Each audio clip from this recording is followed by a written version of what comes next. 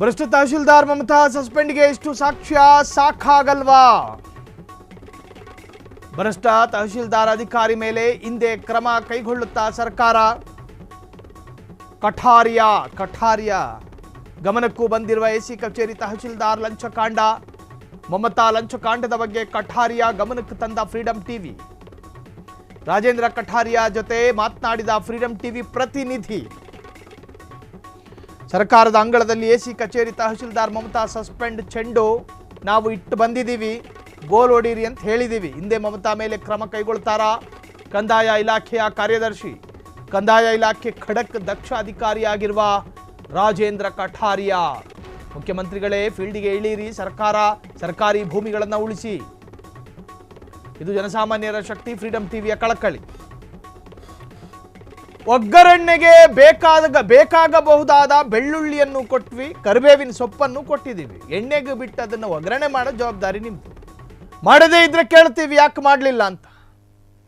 ಭ್ರಷ್ಟ ತಹಶೀಲ್ದಾರ್ ಮಮತಾ ಸಸ್ಪೆಂಡ್ಗೆ ಇಷ್ಟು ಸಾಕ್ಷ್ಯ ಸಾಕಾಗೋದಿಲ್ವಾ? ಕಠಾರಿಯ ಗಮನಕ್ಕೆ ನಮ್ಮ ಪ್ರತಿನಿಧಿ ತರುವಂಥ ಪ್ರಯತ್ನ ಮಾಡಿದ್ರು.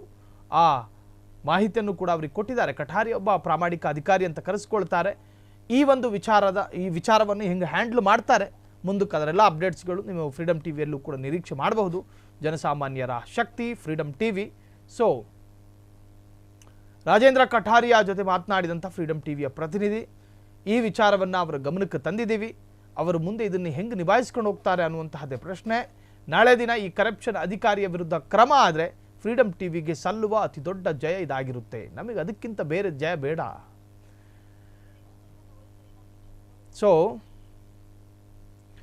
ಮುಖ್ಯಮಂತ್ರಿಗಳೇ ಫೀಲ್ಡ್ಗೆ ಇಳೀರಿ, ಸರ್ಕಾರಿ ಭೂಮಿಗಳನ್ನು ಉಳಿಸಿ. ಈ ತರಹದ ಕರಪ್ಷನ್ ಅಧಿಕಾರಿಗಳನ್ನು ನೀವು ಸ್ವಲ್ಪ ಬಿಸಿ ಮುಟ್ಟಿಸಿ.